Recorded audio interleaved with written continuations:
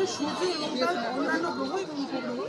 তো আমাদের বিজ্ঞানীরা জেনেছেন যে মহাকাশ কতটা অবধি বিস্তৃত তা এখন পর্যন্ত জানা যায়, যতটা জেনেছে তা স্বল্প জেনেছে। তো আমাদের গ্রহ রয়েছে বুধ, শুক্র, বৃহস্পতি, মঙ্গল, বুধ ইত্যাদি রয়েছে। তো আমাদের সূর্য প্রত্যেকটা গ্রহের পরিক্রমা হচ্ছে আকাশগঙ্গা ছায়াপথের মধ্যে। আমি আগে আর কিছু বলিনি, আমাদের সায়েন্স যেমন জিওগ্রাফির সাথে যুক্ত, জিওগ্রাফিও তেমন সায়েন্সের সাথেই যুক্ত। তার জন্য আমি এখানে উপস্থাপনা করছি সায়েন্সের সাথে জিওগ্রাফি এবং জিওগ্রাফির সাথে সায়েন্স মিলিত মিশ্রিত করে আমরা সূর্যের সব থেকে কাছে বুধের হিট বা উষ্ণতা বা তাপমাত্রা অনেকটা বেশি, কিন্তু তার থেকে বেশি শুক্র, কারণ শুক্রের মধ্যে রয়েছে কার্বন ডাইঅক্সাইড, সালফার ডাইঅক্সাইড এবং নাইট্রোজেন। এই তিনটে গ্যাস থাকায় শুক্র খুব তাপীয় এবং গ্যাসের পরিমাণটা বেশি। তারপরে রয়েছে আমাদের পৃথিবীর কথা বিশেষ করে কিছু বলার নেই। পৃথিবীতে মহাকাশে একমাত্র গ্রহ যেখানে একমাত্র প্রাণ আছে। এই প্রাণ যেখানে সেখানে সমস্ত উন্নতি সমাজকারী চলে। তো পৃথিবীর কথা বেশি কিছু বললাম না, এবার মঙ্গলের কথা। মঙ্গলে নাইট্রোজেন এবং কার্বন ডাইঅক্সাইডের পরিমাণ অতিরিক্ত মাত্রায় থাকায় মঙ্গলের লাল যখন হয় তখন আমাদের বিজ্ঞানীরা বলেছেন যে এখানে নাকি আগে জীবের প্রাণ ছিল। সেখান থেকে কিছু জলও সংগ্রহ করা হয়েছে, নদীর যে স্রোত সেগুলো খুঁজে পাওয়া হয়েছে।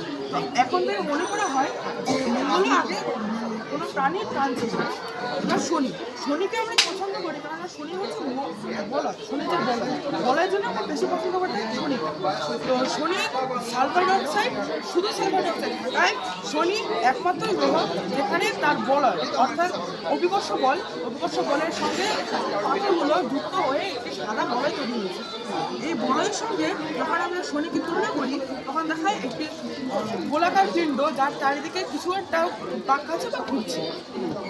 আর এখানে হচ্ছে বৃহস্পতি আমাদের সব থেকে মহাকাশে সব থেকে বড় গ্রহ এবং এই গ্রহটি বিজ্ঞানীরা খুঁজে পেয়েছেন এখানে নাকি অনেক হিরে আছে, বাট এখানে যাওয়া যায়নি এই জন্য কারণ এখানে sulphur dioxide, carbon dioxide, nitrogen এবং হিলিয়াম এই চারটে গ্যাস থাকায় এখানে যাওয়া যায়।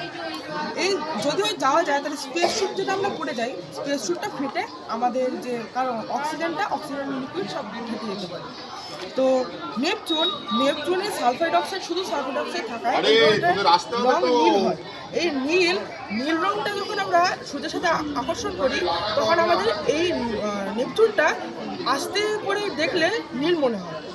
তো আমাদের আরেকটা গ্রহ ছিল প্লুটো, যে বামক গ্রহ যেটাকে আমরা বলি, সেটা আমাদের সূর্য থেকে অভিকর্ষ বল কম থাকায় আস্তে আস্তে আমাদের যে অক্ষরেখাগুলো আছে অক্ষরেখার থেকে বেরিয়ে যেতে শুরু করে। সেই অক্ষরেখা বেরিয়ে যাওয়ার সময় তো বিজ্ঞানীরা দেখেছেন বেরিয়ে যাওয়ার সময় সেটি আস্তে আস্তে দূরে চলে যাচ্ছে। তো যখন দূরে চলে যাচ্ছে তখন বিজ্ঞানীরা মনে করেন তাহলে এই প্লুটোকে আর আমাদের সৌরজগতের মধ্যে রাখাটা উচিত নয়। তার জন্য আমরা এখন এই 8টা গ্রহ নিয়ে আমাদেরকে যে আকাশগঙ্গা ছায়াপথের মধ্যে সূর্য এবং তার 8টি গ্রহ, তার জন্য 8টি গ্রহ বলি, 8টি গ্রহ আমরা বলে থাকি। আর 9টি গ্রহ আমরা আগে বলতাম। আর আমাদের পৃথিবীর একমাত্র গ্রহ চাঁদ। তো চাঁদ নিজের আবর্তন করে না, শুধু পরিক্রমণ করে পৃথিবীর চারিদিকে। এবং পৃথিবী যখন চাঁদের আকর্ষণে চাঁদকে আকর্ষণ করে তখন চন্দ্রগ্রহণ হয়, এবং যখন চন্দ্রগ্রহণ ছাড়াও যখন আকর্ষণ করে তখন আমাদের নদী নালা সমুদ্র জলে ফুলে দিয়ে। যখন আকর্ষণটা কমে যায় তখন আমাদের পৃথিবীর যে আকর্ষণ এটা কিন্তু ভাটা সম্পূর্ণ তার জন্য আমাদের জোয়ার ভাটা হয়ে যায়। এবার আমি এই গোটা মডেলটাই তৈরি করেছি একটি ডিসি বোর্ডের ওপর। আমাদের সৌরজগৎটায় হাওয়ার উপরে ভেসে থাকে এবং যেখানে অনেক গ্যাস সেবনই করি। এই গ্যাসগুলোর সাহায্যে আমাদের গ্রহ, সৌরজগতের সূর্য, বৃহত্তম গ্রহ সব কিছু ভাসমান অবস্থায় থাকে। তো আমার যেটা তৈরি করেছি আমার বক্তব্যটা শেষ করে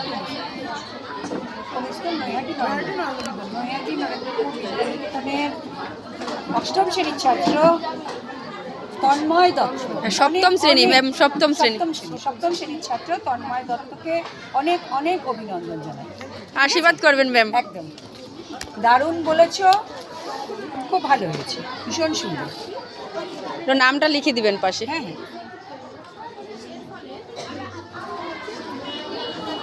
আশীর্বাদ করবেন ওরা যেন আরো বড় হতে পারে। অবশ্যই।